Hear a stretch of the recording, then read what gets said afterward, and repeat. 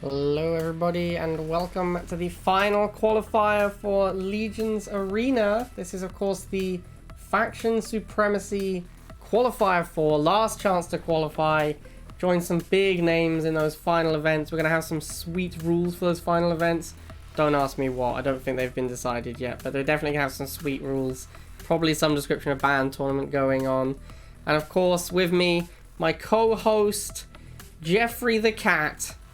Say hello, Jeffrey. How excited are you, Jeffrey?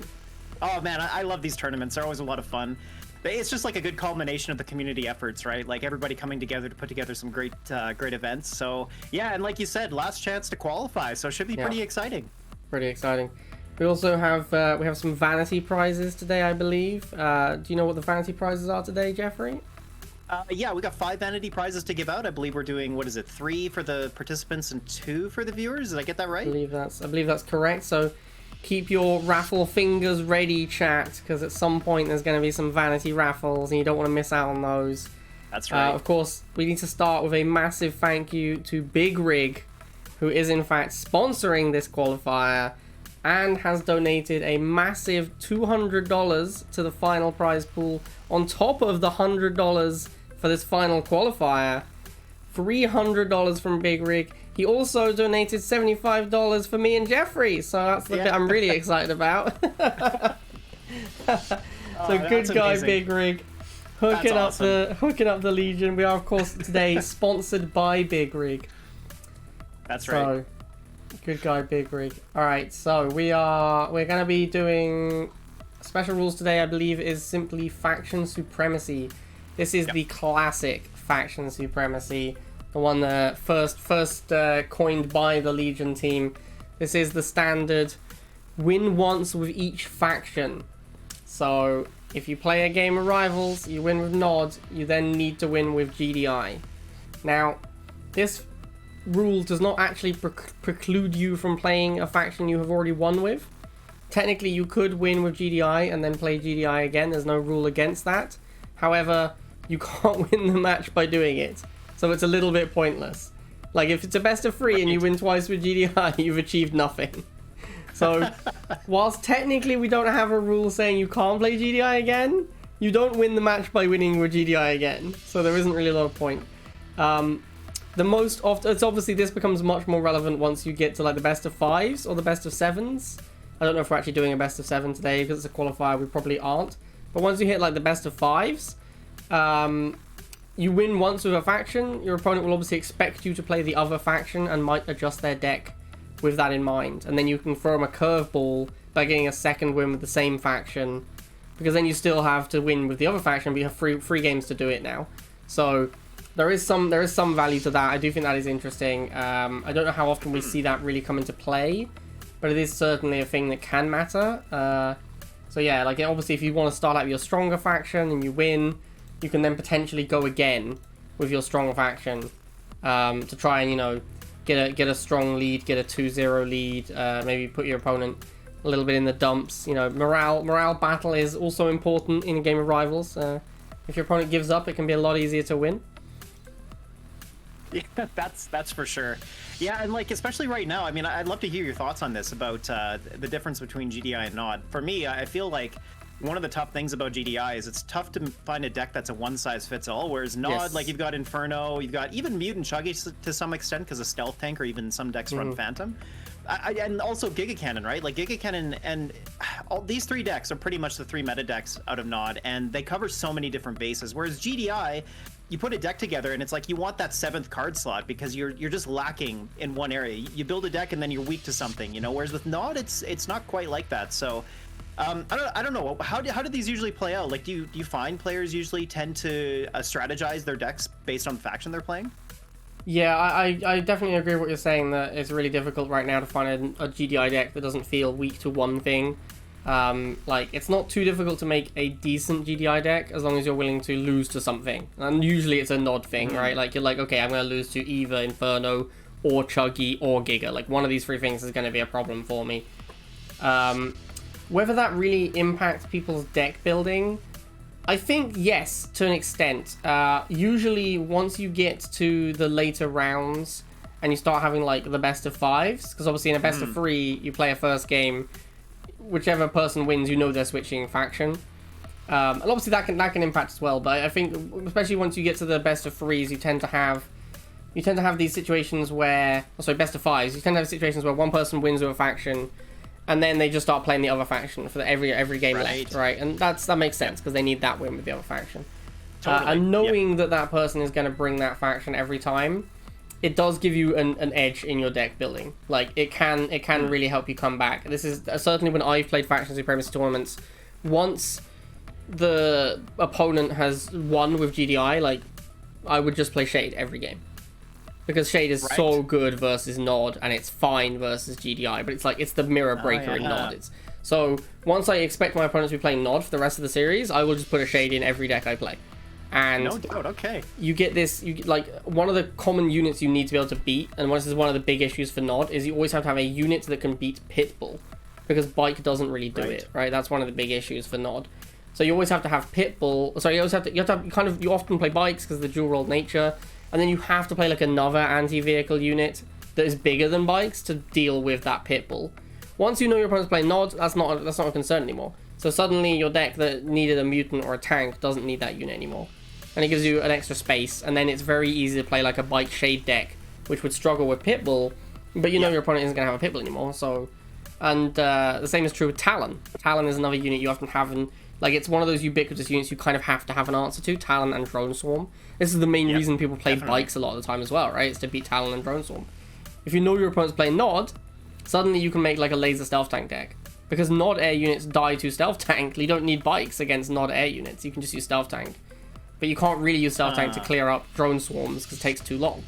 So there's these really interesting deck building things that happen in Faction Supremacy, or technically can happen.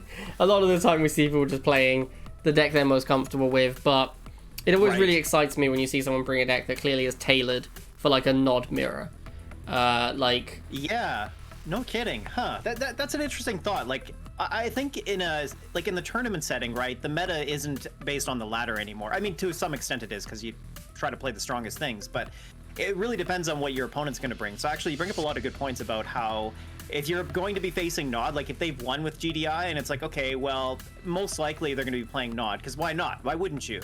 That makes a ton of sense. Like, you would just gear your decks for that. But then maybe your opponent decides to throw, like, goes to that second level, right, of meta, and they're like, okay, you know what? I think they're gonna predict that I'm gonna play Nod, so actually I'm gonna bring like some wacky GDI deck that is gonna counter what they might bring. It could get pretty interesting, I guess. Yeah, exactly. Like, if you, like you say, you win with GDI in like a best of 5, your opponent expects you to bring Nod. So they no longer bring out answers to Pitbull and Talon. They're like, okay, I can build this like pure Nod mirror deck with like Shade and Bike, or no Bikes or whatever, because I don't need to beat Drone Swarm, and no answer to Pitbull because I'm playing a Nod mirror. So I'm playing like a triple Nod Air, for example, right? Like the classic triple Nod Air, which was not so much now, but back when Shade was better, and Catch It was insane. It was like this insane Nod mirror deck, right? That really struggled with Pitbull. So you'd bring something like that, and then your opponent's like, I'm just going to play GDI again and get a freebie. Because now I'm bringing Pitbull and Talon, and you have nothing for either of these units because you were expecting a Nod mirror. So yeah, there is definitely a lot of room for a lot of that interesting maneuvering. I wish we saw a little bit more in Rivals, to be honest, because I think it's a really interesting part of the game that I think isn't explored enough. There's really only a few players that you really see digging deep into this stuff. But yeah, like when you see it happen, it's a beautiful moment when one person, absolutely, you load into the game and you look at the decks and you go, oh, that guy's done. Like he has guessed wrong and he is dead now. I absolutely love that. Yeah. Like when someone loads in with like the artillery and the opponent has Solomon, and you're like, oh, that guy's got him. Like that guy, he knew what was coming.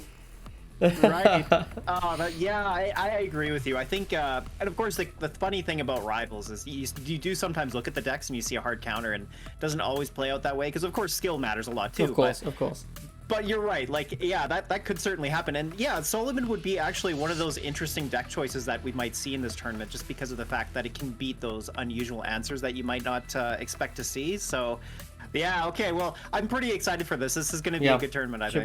Should be good. All right, and we are, in fact, ready with our first match, I think. So now that we've got me and Jeffrey's waffle out of the way, I think we could probably get underway with the first match. So let's just get right into it.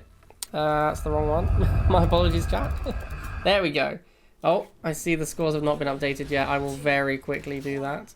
New objective. All right, while you're doing that, let's just have a look at these decks. So, okay, well, Solomon already coming out first out of the gates here. We got a Borka Solomon deck from Team America. Kind of interesting, I guess. He's got 3 cheap units, and then he's running Borka and Solomon. I assume he's going to be playing the single Harv, and then Jodobin is running MLRS. So, yeah, this is kind of like what we talked about here. Solomon and Borka are both very good against MLRS. He does have Hammerhead and Pitbull. So it's not quite the same as like artillery versus Solomon like we were talking about, but yeah, you know, Team America does seem to have the advantage here. Yeah, it's definitely a situation of your opponent. I think this is a kind of like Jodobin's gone, okay, we're on 2 fuses. This is a 2-pad map. I want to bring a 2-range unit. And Team America, I don't know if he always plays Solomon or if he's gone, I want to be able to not lose to those 2-range units, so I'm going to bring Solomon. And of course, an MLRS can never dodge a Solomon. I think it's slow enough that you can sideswipe it. Makes sense. Well, it looks like Team America is going to steal this first missile. He's got the far right pad, takes care of that left pad as well with the rifleman, and yeah, there it is. First missile to Team America. Yeah, and I think a classic example there of the power of dog rifle opening. I don't think Team America made anything but dogs and rifles for that first missile. No, he didn't. No. This is actually very common. Like, I've played a lot of dog rifle decks now, and you can win first missile with just those 2 units. It's really difficult if you're a barracks opening player to beat dog rifle. Like, first missile, if you open rifle and they go dog, and then they switch into rifle for your missiles or jump jets, it's incredibly difficult to beat that. So we see Team America coming out with that Borka, getting the Pitbull. He's going to try and get that MLRS. Doesn't look like he's going to. Jodobin having to move it all the way back. We saw he was actually pushed into a bit of a corner there with that single rifleman pushing that MLRS off that hex. And now a second missile coming down. Those dogs working quite well. Not even really making a push onto that left pad. And I think he's got this pretty comfortably. Yep. All right, Team America takes it in 2. Yep. All right, so we are ready for second game, I think. So let's get right into that. Here we go, game 2, Team America versus Jodobin. Team America, of course, is 1-0 up and has got his GDI win. So now we are seeing nod from both players. Interesting that Jodobin also decided to go nod. Perhaps he wanted to play the MLRS on the 2-pad map, and now that it's a 3-pad map, he'd rather have a Ceph deck with tanks, which I completely agree with, by the way. I think Ceph is very good on this map. This is much more of a spread out, we want to be fast map. Not a huge fan of the Banshee. I think Venom is really good on this map. You see here, Team America has actually gone for that triple nod air we were talking about, which is interesting because he doesn't know Jodobin's going to play nod. Jodobin could still be playing GDI, but it is a good deck on this map. So we're gonna have to wait and see how it goes. But I'm pretty keen. Okay, so Team America pushing Jodobin back with his double wheel opener, now getting the flames to his first tech switch. Except Team America does have the bottom pad, but he's going to get double wheels on there. Should be able to hold steady, but it gets the bikes, no block from those flamers, and that should give him the missile. Oh, so close. No, he flips it over. The wheels just clear the ladies on the bottom pad. Flamers moving over. He instead builds the bikes, which really aren't going to do a whole lot here. Someone needs to send something up to that top pad if we're going to flip things over. And look at that, Ceph Tropod coming down. Jodobin might be able to get this, but Team America responds in kind with his own Ceph Tropod. But of course, Jodobin does have the advantage with defenders there, and it looks like he's going to clear it. Oh man, what a great missile that was. Jodobin taking the first one. Yeah, really serious back and forth there, and Jodobin really showing the power of Ceph first missile. Team America tried to respond with a Ceph, but it just was nowhere near as impactful as Jodobin's. Yep, 100%. Yeah, that was a real close missile. I mean, that bottom pad, like, it was just like a couple of frames more, and I think Team America takes that missile, but the double wheels just managed to clear those lasers in time to flip it over. So that was really great. All right, so here we go. Here comes the first Shade. This is, of course, the most important unit in Team America's deck. He is playing an air-based deck. Shade is very good in the Nod Mirror. Oof. You do not want to take that much damage on your first Shade attack. That is not ideal. And Team America is looking very, very weak on this missile. Jodobin blocking at the south. Shade goes down. Can Team America get back up there? Oh, a drill pod to block the bikes, Jeffrey. But no, what's he doing with those riflemen? Team America! Why did he move the riflemen? They were dying to the flamers, I get it. But like, you need to just leave them there for as long as possible, right? Like, he got off the pad. Jodobin started charging it because he was no longer on the pad. So I think we're ready to go. Let's get underway. First match, tiebreaker You'd love to see it go to third game, first match. Very exciting stuff.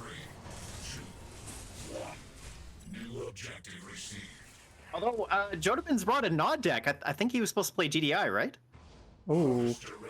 Yeah, that's not going to work out for him. If he wins this match, he's not going to win the series. Because he doesn't have a GDI win. So, I mean, we'll have to get Kenny to decide, as the admin, what we're going to do here.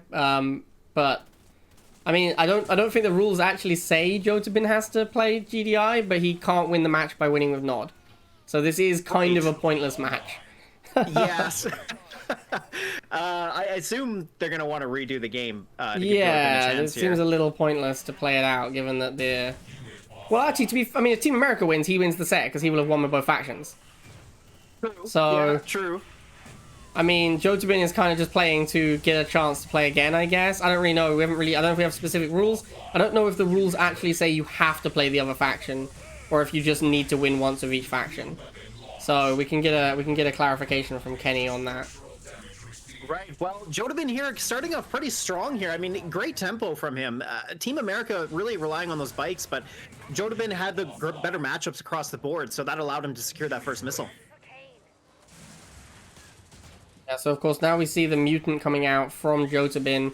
Team America's gone for a Giga deck. It's not a Giga Chuggy deck, it's a Giga Flamer deck, which I think makes it a little bit better against the mutants. But mutants are a strong way to handle that Giga Cannon. This is also a map that is... this map is... How do I say this? It's deceptive. It looks like it should be a good two-range map, but it's actually a lot worse than it looks for two-range units. Just because the distance from the middle to your spawn point is too far, and it doesn't actually cover two pads well whilst being on the pad. You have to get off the pad to cover two pads well. Right. Yeah, and that makes a ton of sense. You have to defend from like the side and above and below, so there's actually there's no natural choke points either. So as you see there, the Giga gets sniped from below by the mutants. It's actually a lot worse than it looks for two-range units. Okay, here we go. Second missile. Jodobin's probably going to take it, and yeah, wow, Team America really fell flat at the end there. I'm surprised he didn't push any bikes to counter those low hit point chem buggies, but yeah, Jodobin, wow, good positioning there. Just takes that second missile with great passion. Unfortunately for Jodobin, that is not going to help him win. Right, yeah. He has 2 wins with Nod now, so...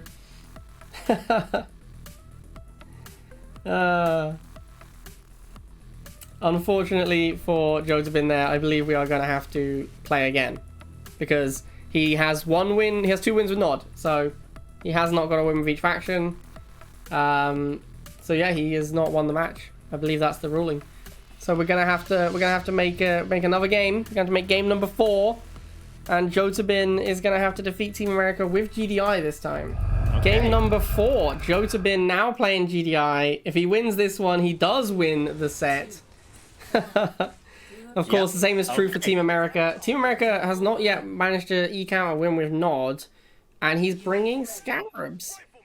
Okay, well, interesting. I mean, this is a do-or-die match, and he's brought Scarabs to this fight, so... I guess on a map like this, Scarabs can do okay, but Jodobin does have Riflemen, right? So... Also, look at Jodobin's deck. This yeah, is like, look how happy he is to be on Castaway. Yeah. Like, maybe he legitimately was trying to roll a new map. He was like, I don't want to play... GDI on Hold the Line. I'm just going to win with Nod and look for a better GDI map. Right. Yeah, because this is really a good map for MLRS. It's good for Solomon as well. It's a great MLRS a few different options you got. Okay, of course, Team America has no air to ground. He just has this Scorpion tank. He has no laser. This MLRS is insane against him. Like, what's he going to do? Try and Scarab it to death? I mean... Well, he's going to have to rely on pushing him back, right? So, as we see here, I mean, right now it's a pretty even match. We got double missile out from Jodobin. Team America pushing the Flamers out. He should be able to clear those missiles on the far left there. But, nice tech switch here from Jodobin, getting that Razorback. I don't know if he'll get into position quick enough, though. It doesn't look like it. And, of course, Team America pushing the wheels out quickly means that, yeah, there it is. Okay, Team America does take the first missile. That is really important. And the reason that's important is because now Jodobin's going to have a tough time getting set up. Yeah, and, of course, Jodobin very weak to tank on the first missile. Until he has the MLRS in position, a Scorpion tank will kill basically every unit he has. Obviously, he can play Razorback Missile, and not lose the Scorpion tank, but that requires him opening all 3 of his buildings. It's very slow. He's only just getting there now. And it's interesting you said earlier about how Team America will have to stop Jodobin getting set up. I guess to push him back. That is definitely true. If he gets this MLRS like 1 tile further forward with good blockers, I don't see how Team America ever wins this game. Right, yeah, because like you said, he has no air to ground. He's got, I mean, Phantom's not going to come out. Maybe for Razorback. Jodobin does have Hammerhead, and Hammerhead's pretty good against Phantom. I guess it depends, but now look at this. So MLRS has pushed up a little bit. Team America might have a really hard time. He gets a boost on that tank. He's going to get it up against the MLRS. No blocker from Jodobin, and I think he's going to take care of it. Oh, but wait a minute. The boost on the MLRS clears it, and Jodobin making a great comeback here. There it is. Wow. Really good play there from Jodobin. The MLRS just barely hanging on, but it was just enough for him to take missile number 2. I'm wondering if Team America is regretting his choice of Scarabs at this point. You have to wonder that, yeah, no doubt. I mean, the Fortress setup here of the MLRS, the Razorback 2 missiles, it's hard to imagine that Laser would make a difference. Like, Team America would still be in trouble. But something like a Venom would be amazing right now. A Venom or an Inferno, like, either of those would be absolutely amazing for Team America. Yeah, but exactly. What he has is really struggling to cut it. I mean, look at this. Jodobin even moving the Razorback to block so that the Flamers can't even get at the missiles. And as I predicted, this MLRS is just absolutely backbreaking. Team America can't break it, and that's going to be game over. Yep, this is it. 3rd missile goes to Jodobin and the series as well. Well played. It does look like we have the players and the casters are in. I think we could, in fact, just begin round 2. Mm-hmm. All right, here we go, round 2. Rob Skye versus Gwynblade. All right, well, we got GDI versus Nod in match 1. I always think match 1 is the most interesting because everything's on the table, right? Building online. Yeah, and we see Inferno, a very cheap Inferno deck from Gwynblade, the wheel rifle bike one, which is the cheapest. This is the most all-in Inferno deck. This is the deck that relies entirely on Inferno Phantom. Your other units are literally just cheap placeholders to get you to the Inferno Phantom. Mm-hmm. So we're very much on the Inferno Phantom plan. Rob Skye has a Talon, which is going to perform pretty well against those Infernos. But other than that, he's really only got the Pitbull. So he is a little weak in this matchup. I think he's really looking to end the game as quickly as possible. Of course, Gwynblade now is the player with the 2 10-cost units, which we talked about before. The double 10-cost unit is a very strong tempo start. However, I believe Gwynblade opened with the rifles, which is not how it works. Or did he? I think he opened rifles, which is not right. Like, you need to open the War Factory unit and then switch into the rifles when your opponent makes anti-vehicle infantry. That's how you get the tempo. So I think he might have done that one a little backwards. So right off the start here, it's a bit of a stall. We're actually at a minute 10, and the first missile hasn't fired yet, which is, I gotta say, that's probably to Gwynblade's advantage. And right now it's looking pretty good. He does have those bikes on the bottom pad. He's gonna swap over the Rifleman if he needs to. Top pad gets it with the Pitbull there, but I think the Rifleman with the bikes might win that. It's gonna be pretty close. But either way, should give him enough time to respond. Here we got the booster shocks coming on the bottom, and it looks like we're just seeing a bit of a back and forth game here. Attack bikes do get on there. They're going to win against the jump jets on the top pad as well, and it looks like he's got the missile now. All right, there we go. Gwynblade taking missile number 1, and yeah, he's got the better late game plan. Like you said, Rob Skye does have Pitbull and Talon, which is actually not too bad against an Inferno deck. Phantom is going to be pretty challenging to deal with, but it just depends on how good Rob Skye's Pitbull game is. Oh, first Inferno coming out. Yeah, and it's really important that Gwynblade keeps this Inferno alive. The fact that he's sailed it north into another Pitbull is really bad for him. Every time that thing takes a hit, it's one less hit that it can take next time it goes in. If he might just lose it, here's his Talon, which would be absolutely backbreaking. Oh, it does live. He really needed this thing to bomb that Pitbull and then immediately make more units to defend it. And he needed that Inferno to be healthy, because that is his key piece right now in his game plan. Oh, he's gonna lose it. Oh, there it goes. Yeah, so down to painful. 1 Talon shot, and this Phantom not fully reloaded, just about to take care of this Talon, but it's taken quite a few shots, and yeah, look at that Pitbull focusing it as well. Gonna lose the Phantom and his half. He lost Phantom, half, Inferno. Rob Skye taking a massive lead right now. This is looking pretty tough here. We see Gwynblade spamming the bikes, and bike classic nod play. The classic nod play when you're in trouble, just start making bikes.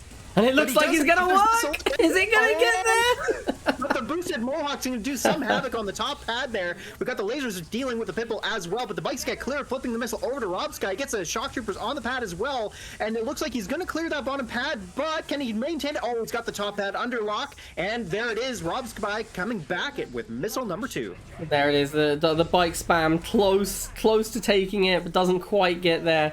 Rob Skye's boosted Mohawk, able to take care of those bikes quickly enough, and able to, more importantly, able to fly over them, because there were 6 bike models he needed to kill to get to top pad, and that wasn't going to happen. Right. So just going past them was really the only way that he wins that missile. So Gwynblade looking like it's a pretty tough game for him here. Like, he's going to be able to build an Inferno or Phantom. Of course, forced to go Phantom with 2 Mohawks on the field. He's not able to get to his Inferno in any quick time. Although, look at the Tiberium ramp. I mean, they are gaining ground pretty quick. The missile's been stalled for quite a long time. We're already at just about 4 minutes into this game. So Gwynblade might have an opportunity with a good tempo play here. It's tough to say. I think this Phantom was a big mistake. He had the choice of Inferno or Phantom. He went Phantom because there were 2 Mohawks. But what you should actually do is go Inferno, because Mohawks don't kill Inferno. And then make laser. Okay, well, now we got the 3rd missile. Phantom's going to go down to those double Pitbull. He gets an Inferno out, though. It might be just enough here. He's going to have to put it on the pad, though, and take shots from that Pitbull. Looks like he... Oh, it doesn't matter, though. He getting blocked by the ground unit. Oh, Gwynblade.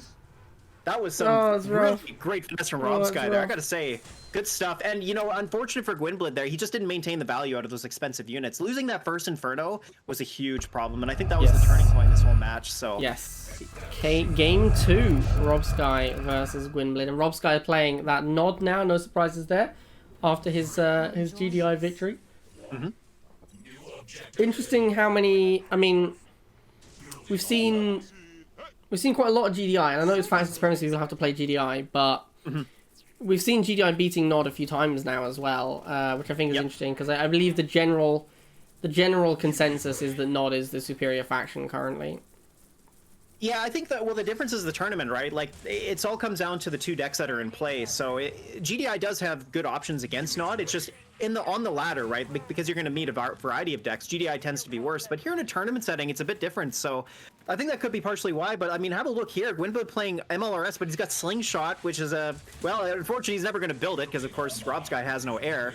But MLRS, you know, back in the day when MLRS was the meta thing to play because of the tank meta, MLRS used to be Giga Cannon, but I don't know. It's kind of like you said, we're seeing some different changes here, so I don't know what to expect. Of course, it is Sandbar, so that 2-range unit is pretty good. It's not as good as on like a hot zone or something, where it literally covers both pads, but it is still very good. First missile's coming down though, and Gwynblade doesn't have time to get that MLRS set up. You can see it's been forced back a couple of times. It's half hit points. He needs to be careful to preserve it. So he's kind of chosen to lose some tempo, kind of lose the missile in exchange for keeping his MLRS, which I think is not actually a terrible idea. I agree with you. Yeah, like if he gets it into position, and look, this is what we're expecting to see. He's going to boost to try to get that Giga Cannon. Will he get it? He gets the Giga. Gets the Giga. Very nice. Down to that lone Pitbull, or sorry, the attack bikes are going to one volley off and take care of it. So yeah, unfortunate. Now he tried to get the second one up. Rob Skye doesn't have that Giga Cannon though, so it's a bit of an even match at this point. He is going to try and push up. The one advantage is it can shoot over the missile silo. So here we might see it again, and it doesn't quite get there. Rob Skye does back it out of the way just in time, but it's looking actually pretty good here for Gwynblade. Yeah, I mean that's we actually saw, as you say, that in the first kill of that Giga, the fact the MLRS could shoot over the missile, because it didn't have enough hit points to survive tanking the Giga, but it didn't have to because the Giga couldn't hit it, and that was actually a really big deal. And his choice to go for the Giga when the bikes were coming in to kill him, I think was a good choice, because actually I think the MLRS would have died to the bikes either way, but at least he traded off what was left of it for the 80 cost Giga instead of the like 20 cost bikes. So Rob Skye feeling a little bit like Gwynblade in that first missile here. Is pushed back. Giga Cannon just can't get into position, and neither pads were taken there. So Gwynblade comes back with the second missile, and well, okay, this is going to get pretty interesting. Yeah, we actually see Gwynblade pretty dominant right now. Here comes another boosted MLRS. Does take down that Giga. Trades off once the stealth tank shows up, but again, Gwynblade probably okay with these trades. They're pretty close on Tiberium. Gwynblade can re-up his 2-range unit, whereas Rob Skye can't. He needs to block this stealth tank, though. Oh, it's sneaking under. Can he get it with the MLRS? He does! But he does take a beating from those bikes. Oh, but he keeps the MLRS alive. And of course, Rob Skye, with no air unit, has nothing that doesn't get shot by MLRS. Of course, Laser will do a good job against it, but nothing that doesn't get shot by it. And it looks like the MRS is going to dominate again. And this is the second time we've seen MRS just absolutely dominating. Yeah, and Gwynblade, I gotta give him a little bit of credit here. I mean, he did get the second one set up, which was a bit of a win more at this point, but it was just, in this case, Rob Skye with no air units, that's going to guarantee that they survive. And really, is that stealth tank, right? That's where he needed to be. Rob Skye really needed to get that stealth tank into position, but Gwynblade was able to block it with that tower, and like he just couldn't get the stealth tank stopped and to deal his damage. So the MLRS cleaned it up, and that was really where things pretty much solidified. So well, good comeback from Gwynblade. Rob Skye versus Gwynblade, game number 3. And no surprise to see Seth here. I think Seth is an excellent choice on Orbit. This is one of those maps where you want to have access to get onto the paths right away. So, okay, well, interesting deck choices. We got Gwynblade playing Mutant Chuggy. I think that's the standard Mutant Chuggy loadout. And then Rob Skye bringing Chem Warriors. That's, I wonder if he was expecting Mutant Chuggy. I mean, you have to tell me this. Like, the Chem Buggy versus Chem Warrior matchup, it's not as great as, say, something like Razorback, right? Because I think the Chem Warriors survive the clouds. Mm-hmm. Yeah, Chem Warrior is immune to the cloud from the Chemical Buggy. So Chem Warrior tank is actually one of the better options against Mutant Chuggy. Because Chem Warriors can kill mutants and survive Chuggy like reasonably well. On this map as well, like this is not a Mutant Chuggy map. Orbit is a Seth spread out map. You see Gwynblade's even playing Seth in Mutant Chuggy, which is very unusual. Right. It is definitely a Seth map.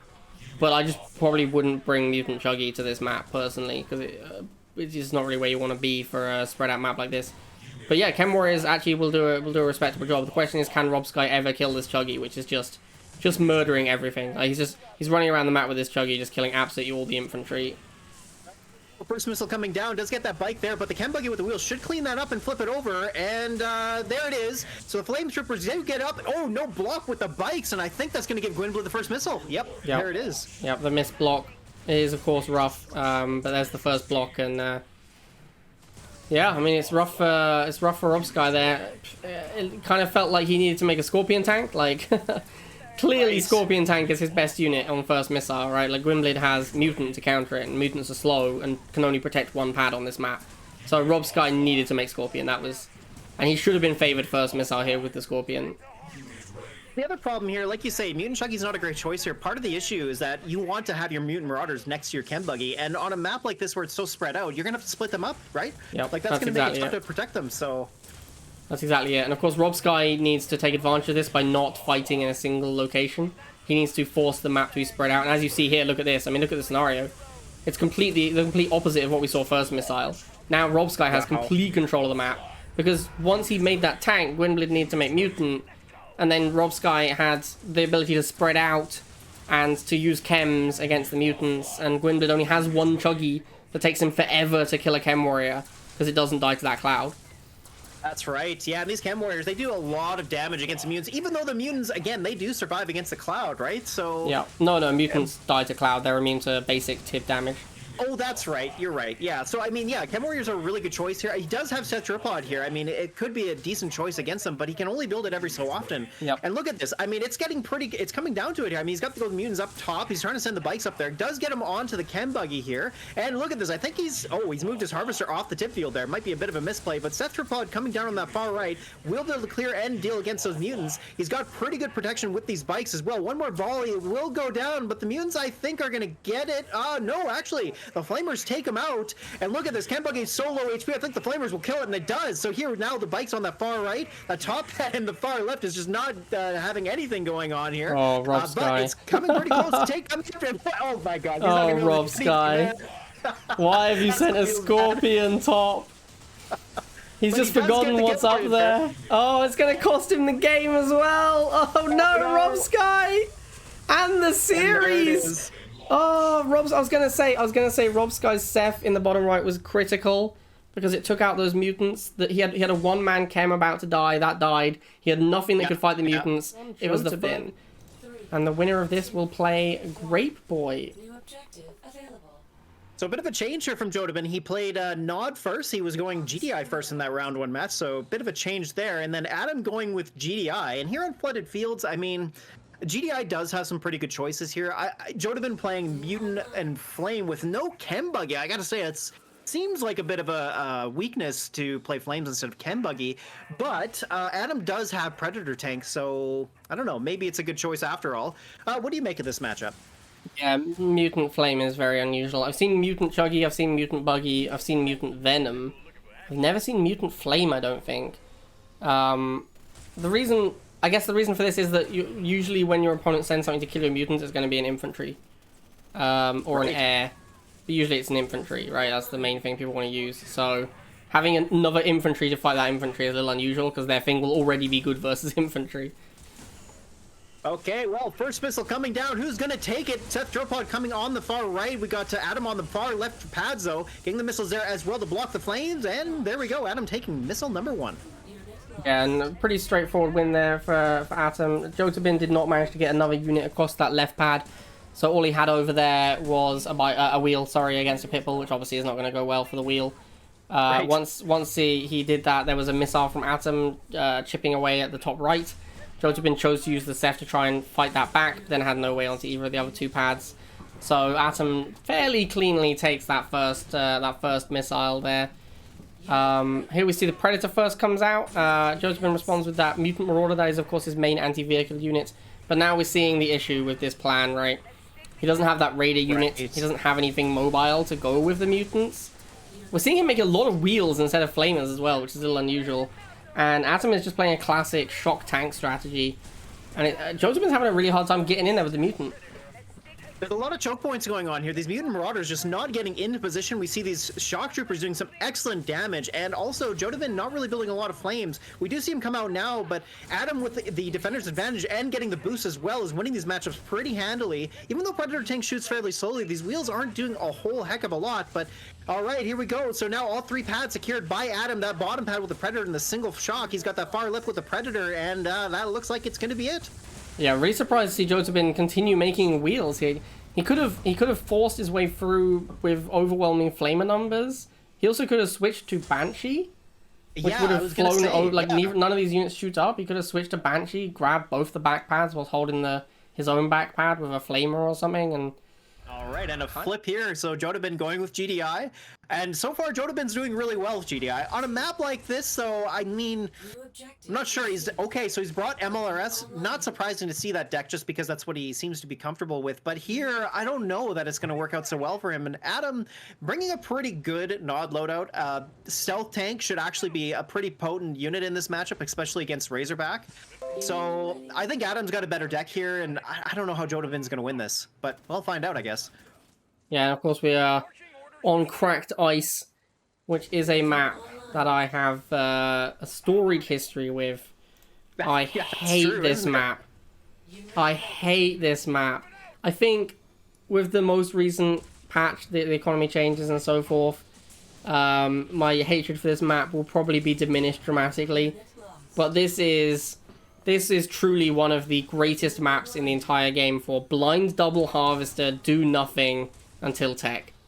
Oh yeah, no doubt. This is one of the few maps. This is one of the few maps I've lost to people going like halve, nothing until Rockworm or nothing until Titan, and it's legitimately scary. Like, I hate this map, man. Well, first missile coming down. Jodobin getting on that far left pad, but the Predator will clean it up in one more shot. The Cyber Wheel does go down, but it gets a boost. It bites on there in time. These missiles pushing back the Predator tank, but should get him the missile. Oh, wait a minute. Nice flip there, but doesn't matter. Flame Troopers just make it in the nick of time, and that gives Adam missile number 1. Yeah, Atom almost lost his flamers and his tank before that missile fired. It was actually surprisingly close. And it really looked like Atom, like, his micro messed up there. He misclicked a lot. Like, his bikes didn't go to the pad, and then he boosted them, and they still didn't go to the pad. And then the Razorback flew away, and the bikes looked like they were going to start chasing, and then turned around. And then he put flamers on the pad with the Razorback. The whole thing was a mess. But luckily, he just had enough units with enough hit points on pads that he won that missile. Yeah, like Jodobin, like, so what happened there, like at the end there, he was pushed back, right? Like Adam was really dominating the map, and then that gave him a pretty good chance to secure that far right pad. So I think it was just tough for Jodobin and to make sure that he had all 3 pads in time, and that gave Adam a bit of an opening. But look at this, so he's got that MLRS set up. The stealth tank there, he's got to be real careful. Nice, gets the missiles there on time. However, Adam getting that middle pad, that's the important thing to win these games. It looked like he's just going to get the block, and well, there it is. Adam takes game number 2, missile number 2, and the series, I believe. There it is. Atom. Of course, Atom, one of the big names in tournament scene.